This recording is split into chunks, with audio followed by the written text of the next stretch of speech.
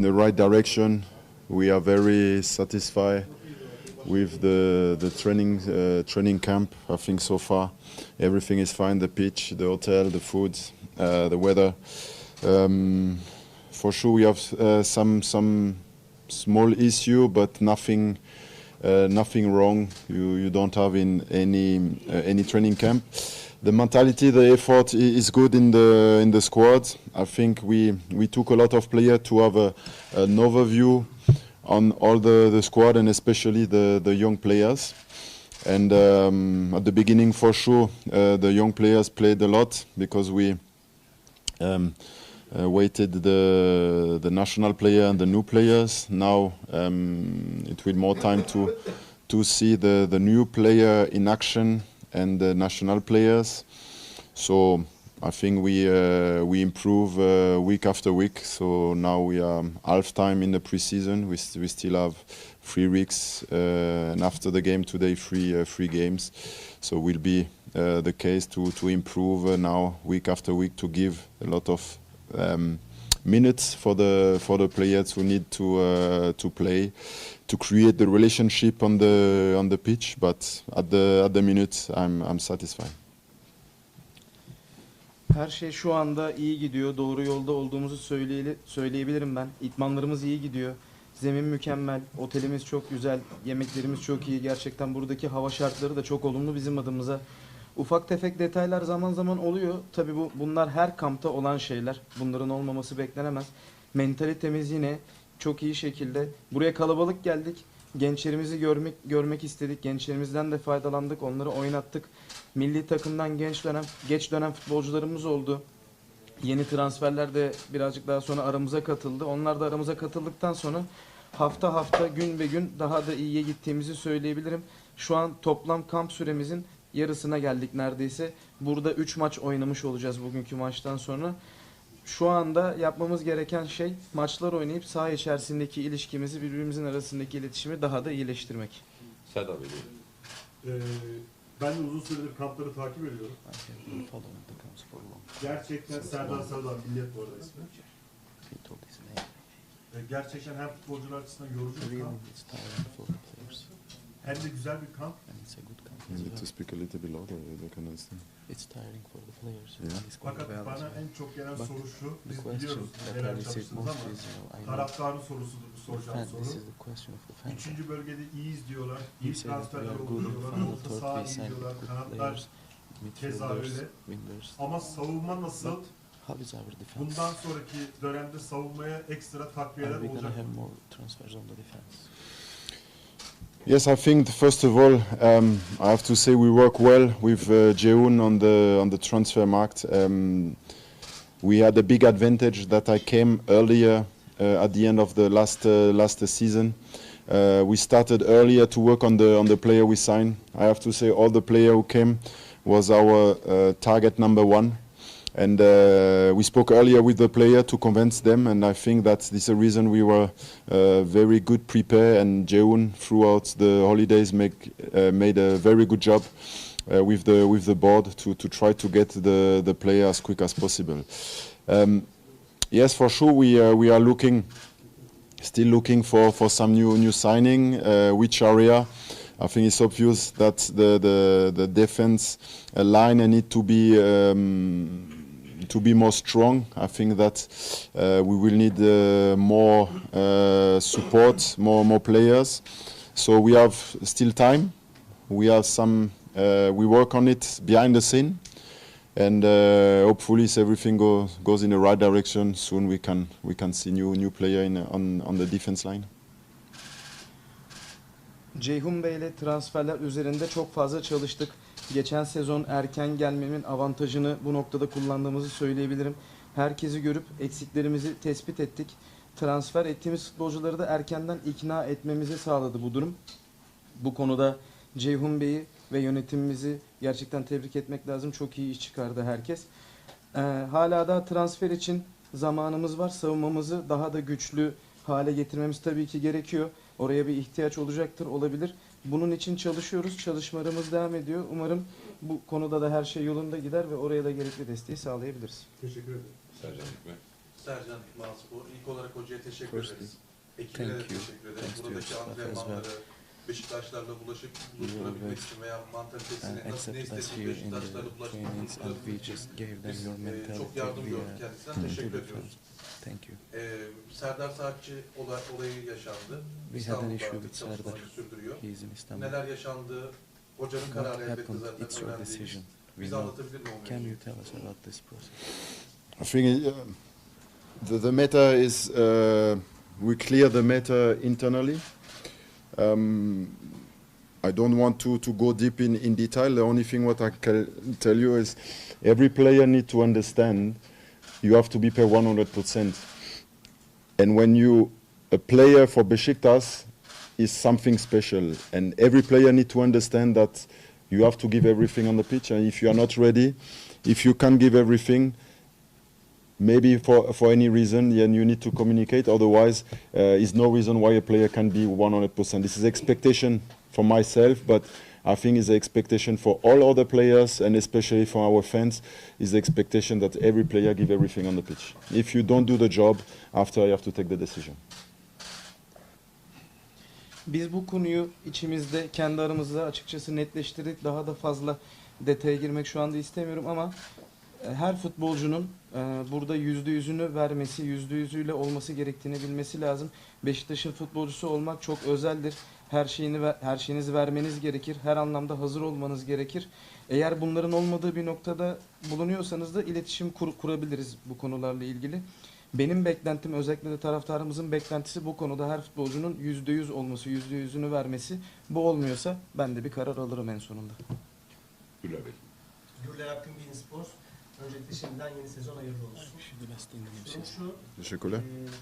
çalışkanlığıyla bu kampta ön plana çıkan ve hocanın Can we gözüne highlight any giren bir player oyuncu var mı? with his hard Hoca work? bir isim verebilir Can you mi? give a name like this guy Beşiktaş'ta just did sözleşmesi biten amazing? oyunculardan örneğin For Atiba ile example, sözleşme yenilendi. We renewed the Ama contract with sözleşmesi Atiba. biten oyuncularla artık yol ayrılmış gibi But gözüküyor. with Tekrar the yeniden others, I buluşma think we ihtimali olan separated. bir oyuncu Are there any possibility that we will sign a new contract with the ones that contract are expired?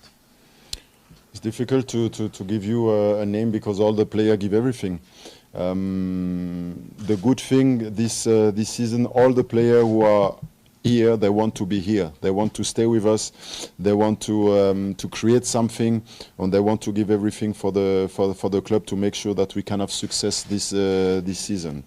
And at the minute, the mentality is very good in the squad.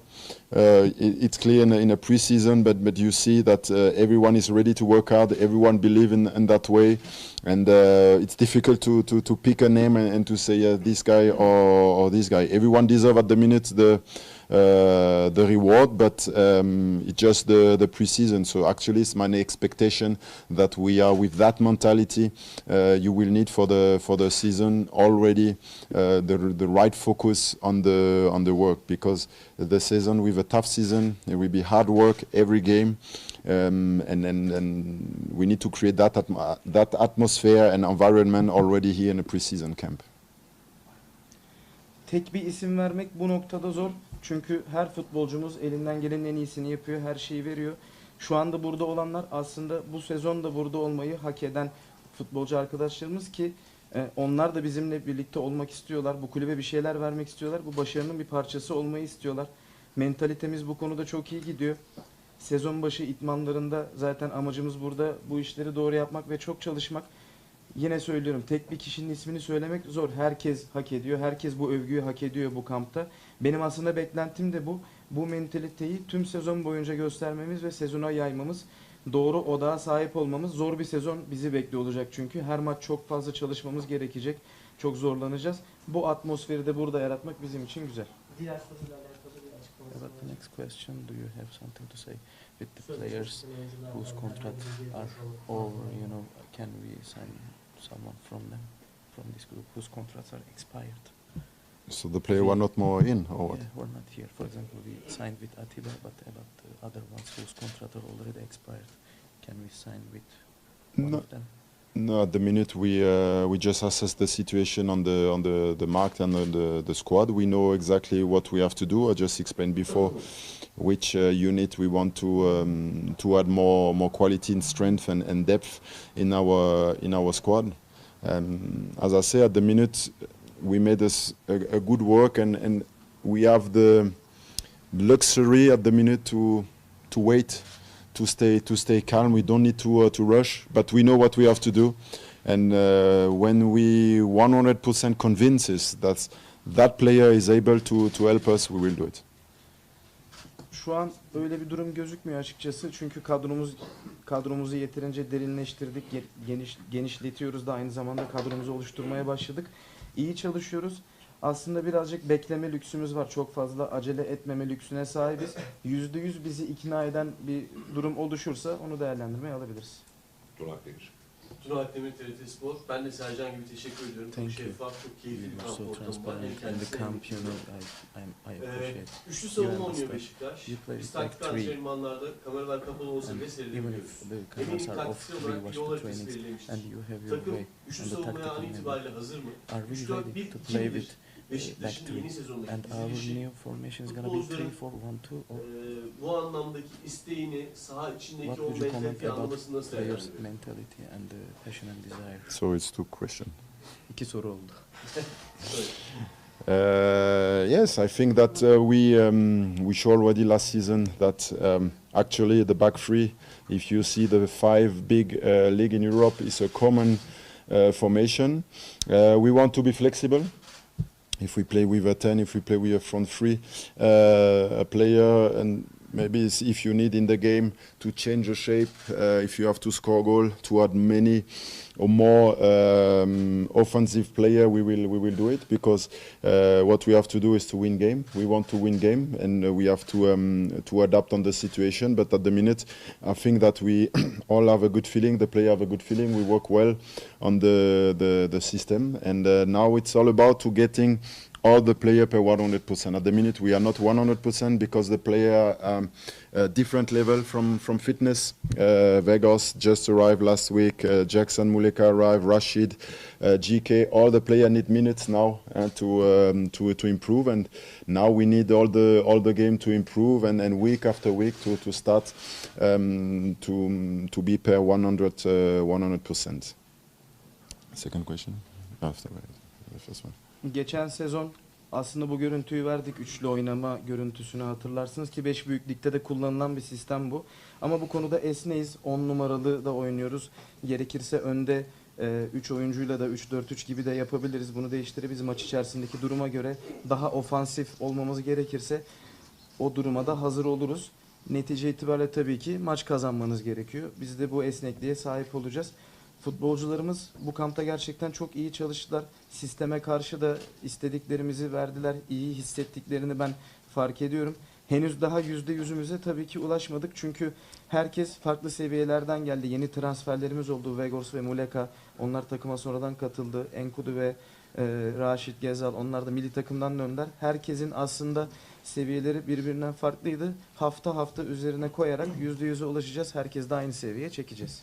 Second question was? İkinci soruyu... It was about the system actually that you answered. Hadi Bey buyurun. Buraya çok sayıda genç futbolcular geldi. Came here with many Takımın players. geçen seneden bu seneye bir planı vardı. And we had a plan since Kafasında bir starting sayı from last belirledi mi? season. Buraya getirdiği gençlerden kaç tanesi kendisine How göre many young İspanya players kampında ve sezonun will geri kalanında be in ligde Spain A takımı camp yükselecek and seviyede? during the whole season with us also? Yes, it was the purpose for the camp, because two reasons. The first one, we knew that some player will come later to join us, so we needed to have a wider squad to train, more depth. The second one, we knew that we will have some new players, but we didn't know when the new players will arrive. So this is the reason we wanted to make sure that we can train properly. 11v11 on a big area with all the player. And the second one, for sure, is to have the overview on the academy players. I think that Beşiktaş since 2-3 years now made a very good work. If you see with Erzin, Ridvan, Ilkan, Emre, last season or the season before, that just shows up. And now, for sure, we have some good players, some positive development from a young players. We will see them in the game today, and we will see which player we will take with us in Spain. We won't take all the player with us because we need to reduce a little bit now the squad, but for sure some young players will come with us. Bu kampın bir amacı da açıkçası buydu. Bazı futbolcularımız takıma geç katılacaktı. O noktada burada geniş bir kadroya ihtiyacımız vardı. Diğer bir taraftan yeni transferlerin takıma tam olarak ne zaman katılacağı da belli değilken burada yapacağımız idmanların daha iyi, daha verimli geçmesi için, çift kalelerde eksiğimizin olmaması için de gençlerimizi buraya getirdik. Bir yandan altyapı oyuncularımızın da özellikle son 2-3 yılda kulübün bu konudaki gelişmelerini de göz önüne alırsak Ersin, Rıdvan, Emre ve Emirhan İlkan gibi örneklerin çoğalmasıyla altyapımıza daha da fazla eğilmek, bakmak istedik. Şu anda gerçekten oradan iyi durumda gelen futbolcular var. İyi şekilde kendini geliştiren arkadaşlarımız mevcut. Bugün maçta da göreceğiz. İspanya'ya giderken tabii ki herkesi götürmek isteriz ama birazcık azaltacağız o kadroyu. Elimizden geldiğince gençlerimizden faydalanmaya çalışacağız. Bugün Bey. Bu iş anlamı sabah tespisi. Şimdi Türkiye'de yeni bir kural var. 14 There's a new rule in Turkey, 14 forwards plus 3, and in this plus 3 there is Aydın Haliç. Stoper transferi konusu gündemde ama And we are about to sign a center back, but genç bir oyuncu, potansiyelli bir oyuncu gözüyle orta saha ya da ileri are we planning to sign a new potential under 21 kind of to the midfield or to the attacking? It depends on the mark. Yes, for sure we have some room for foreign players, but we are seeking on the Turkish market as well. We need some Turkish player due the rules for the league. So at the minute, I think that the good thing, as I say, when we are 100% sure that one player is able to play for Beşiktaş and is with us, and he will, with the mentality, with the way to play, will be able to add some quality, we will do it. But we don't need to rush. And at some point, you need to give a chance as well for the player, for the young players, throughout the pre-season, all over the friendly game we make, just to assess the situation. We just have to make sure that the decision we take with a young player or with our squad, that we are 100% sure that this is a squad we want to go through, at least for the first half of the season. So as I say, we work very well already on the key position. So we made our job, and now for the other position we have time to assess the situation. Duruma göre burada aksiyon alacağız. Şu anda bir kontenjanımız var aslında. Ama kurallar gereği Türk oyuncu da lazım bize. Türk oyuncu da oynatmamız lazım. Şu anda %100 emin olursak eğer Beşiktaş'a faydalı olabileceğini düşündüğümüz, bize mental açıdan istediklerimizi yapabilecek kalitede uygun olduğunu düşündüğümüz, emin olduğumuz bir futbolcu olursa değerlendirebiliriz. Daha önce de söyledim ama bu konuda acele etmeyeceğiz. Bazen var olan futbolcularınıza ya da gençlerinize de şans vermeniz gerekiyor. Hazırlık maçları gibi ortamlarda bunları da bu yüzden yapıyoruz tabii ki. Kararı verirken kesinlikle %100 emin olmamız lazım. Şu ana kadar kilit noktalara yaptığımız transferlerde iyi iş yaptık. Çok fazla acele etmeden önümüzde zaman var. O kararı alacak zamanımız var. Sercan Bey, bir soru daha alalım sizden. Romain Saiz hocanın futbolculuk dönemine benziyor sanki. Sahip liderliği, agresifliği. Katılır mı buna? Nasıl değerlendiriyorsunuz Saiz'i? Taktığın kırmızı bilekliğin bir uğuru, bir anlamı var Also, mı? is this red on Oh, your has a meaning or not? the two questions. Yeah, Romain says, I think that this one was a really good one because we start earlier when I came, April. We start already the first discussion with him, with Jeun, when Jeun came with the name. I knew straight away this is exactly the type of player we need for the system that Beşiktaş need, the mentality, the leadership, and yes, I think we work very, very closely and quick to get the transfer done because he had so many offers But I have to say thank you to him because he took the decision quickly for Beşiktaş, for us, and this is the reason now he's here. I think we just need to be a little bit more patient with him, but our expectation he will be back on the camp in Spain, and from there we go from there to have his build-up.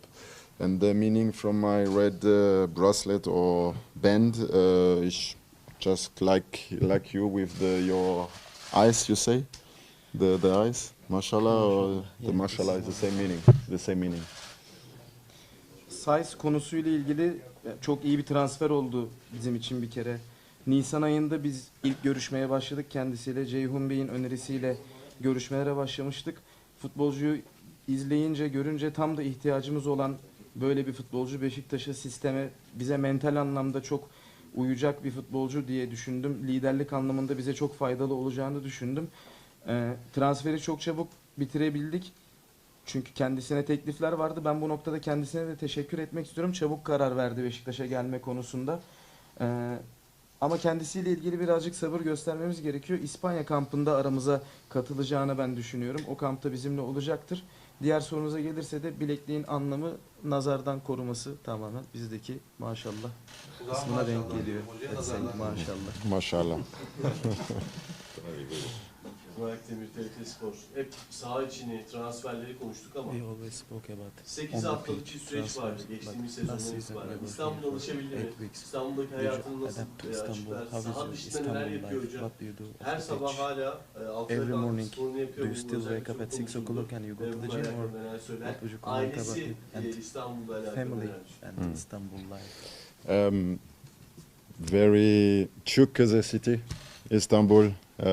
Very nice, the lifestyle, life quality very high, very nice restaurants. Everywhere I went with the family or with Jeun or with the team, the staff was always excellent, and I'm very delighted and very grateful that I can be in such a city like Istanbul, and I have no on my own too much time for the sightseeing because I'm working all the day on the training ground. Yes, I'm waking up at 6 a.m. in the morning. It's my routine. As you know me now, I have a lot of work for discipline, focus. And I just work for myself, but to make sure that if I have the good balance, if I take care of myself, I be able to take care on my job and on the players, and it's just for me, for my lifestyle. And yes, my family enjoy Istanbul as well. My daughters ask always when she coming back to Istanbul. Soon is school holiday in Germany, so the family will come for many weeks to Istanbul. So we will enjoy the summer and the start of the season together in Istanbul. Çok güzel bir şehir. Harika bir şehir gerçekten. Hayat kalitesi anlamında gerçekten çok muazzam.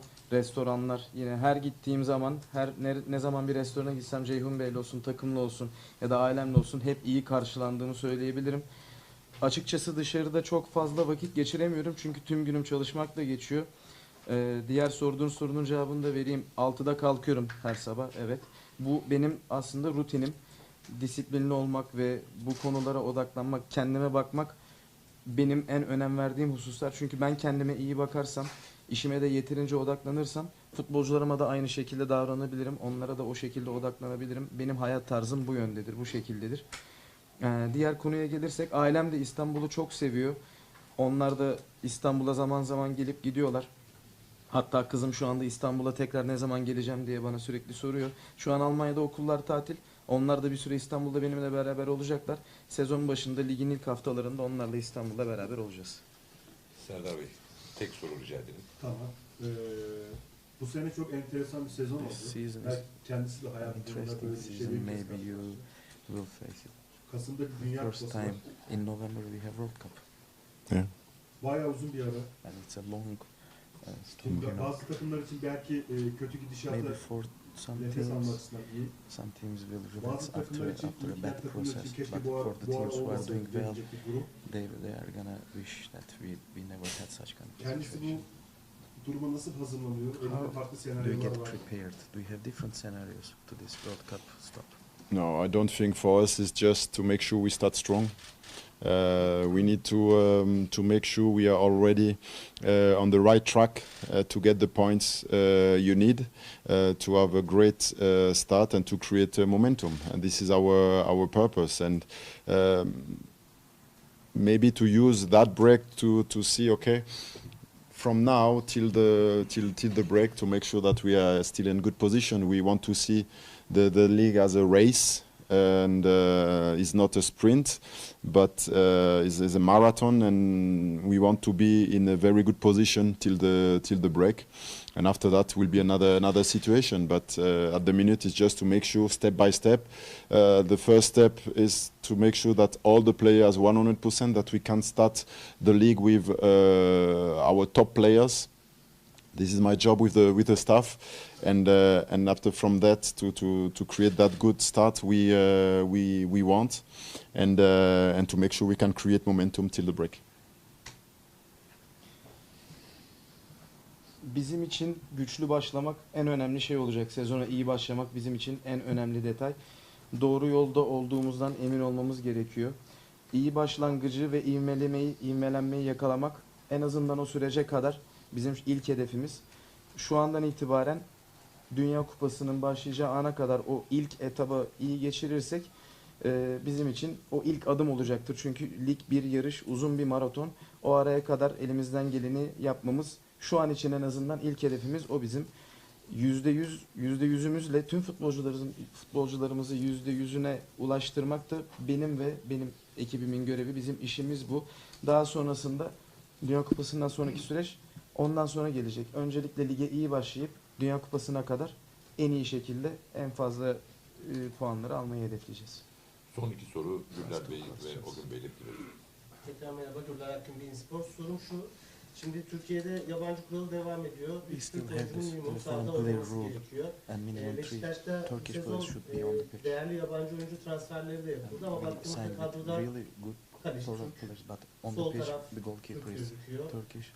Ve aynı zamanda Left back is Cenk Turkish. It Tosun, seems Salih Uçan, Cenk, Emre Salih, İlkan, İlkan, Kartal gibi and oyuncular da we var. have Kartal also. These kind of Turkish Üçüncü players. Türk tercihi hangi mevkiye daha yakın gözükecek On which hocanın? position you will choose the Antrenmanlarda çalışırken third bunları da Turkish düşünüyor player? mu? On the Neler? trainings, are Teşekkür you ederim. thinking about it also while working on this matter? I'm thinking always with the rules, but we have two clear positions for the Turkish players. Normally is the keeper and the left side, wing back, full back, and the third one is important that we get a lot of Turkish players in all the units.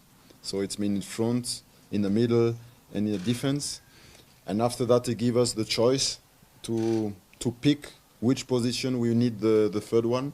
I don't want to fix the third position in one position, but we want to stay flexible.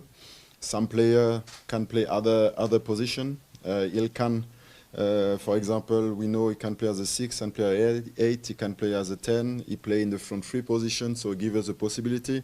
Cenk give us a possibility in the front three. Kenan on the side and the center back position. So I think this is the situation. We have the situation completely under control, but we want to add some more Turkish player in our squad. As you said, we are very good foreign players, and I think that one or two position we could be able to add more Turkish players. Kurallar hep olacak tabii ki ama dediğiniz gibi iki Türk futbolcunun yeri birazcık net gibi gözüküyor. En azından kale ve sol kanat bek pozisyonunda Türk oyuncu oynatacağız gibi gözüküyor. Üçüncü Türk'ü oynatacağımız yerde her bölgede Türk oyuncumuzun olması bizim için büyük bir avantaj, büyük bir artı. Hücumda, orta sahada ve savunmada Türk oyuncularımız var. Bu noktada seçim aslında bizim için daha kolay olacak. Orada bir serbestliğimiz var. Tek bir yere odaklanmamış olacağız en azından. Orada esnek olacağız. Yine kadro içerisinde de bize bu esnekliği veren oyuncularımız var. Mesela Emirhan İlkan 6, 8, 10 numara oynayabiliyor. Cenk yine Ön taraftaki üçünün her yerinde oynayabiliyor. Kenan'ı hem hücumda hem kanat bekte kullanabiliyoruz. Burada kendilerinden farklı pozisyonlarda faydalanabildiğimiz Türk oyuncularımız var.